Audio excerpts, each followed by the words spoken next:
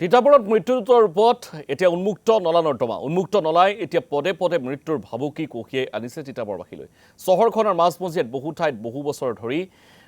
উন্মুক্ত হৈ আছে নলা নৰ্দমা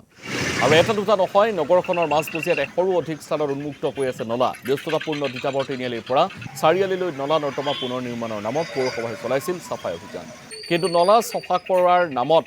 স্লেবসমূহ ভাঙি পেলোৱাত আজি পৰ্যন্ত বহু ঠাইত উন্মুক্ত হৈ আছে নলাসমূহ ইতিমধ্যে উন্মুক্ত নলাত সোমাই দুৰ্ঘটনাগ্ৰস্ত হৈছে বহু কেইজন উন্মুক্ত নলাসমূহ ঢাকি পেলোৱাৰ ক্ষেত্ৰত কাণসাৰ নাই পৌৰসভা তথা প্ৰশাসনে অচিৰে উন্মুক্ত নলাসমূহ ঢাকি দিয়াৰ দাবী উত্থাপন কৰিছে ৰাইজে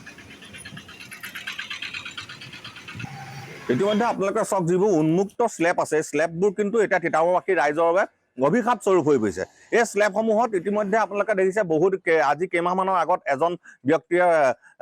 প্ৰাণ হেৰুৱাইছে লগতে বহু কেইজন বয়সস্থ ব্যক্তিয়ে হওক মহিলাই হওক তেখেতসকলে ইয়াত দুৰ্ঘটনাত পতিত হৈছে কিন্তু এই ক্ষেত্ৰত তিতাবৰ আঞ্চলিক ছাত্ৰ সন্থা আৰু অসম সেনা তিতাবৰ আঞ্চলিক সমিতিয়ে কিন্তু বহুবাৰ স্মাৰক পত্ৰৰ যোগেদি অৱগত তিতাবৰ পৌৰসভাক কৰি অহা হৈছে বা আপোনালোকৰ চেনেলৰ যোগেদিও বহুবাৰ কিন্তু সম্প্ৰচাৰ হোৱা আমি পৰিলক্ষিত হৈছে কিন্তু তাৰ সত্ত্বেও কিন্তু আজি তিতাবৰ পৌৰসভাই হওক বা প্ৰশাসনেই হওক এই ক্ষেত্ৰত কিন্তু গুৰুত্ব প্ৰদান নকৰাটো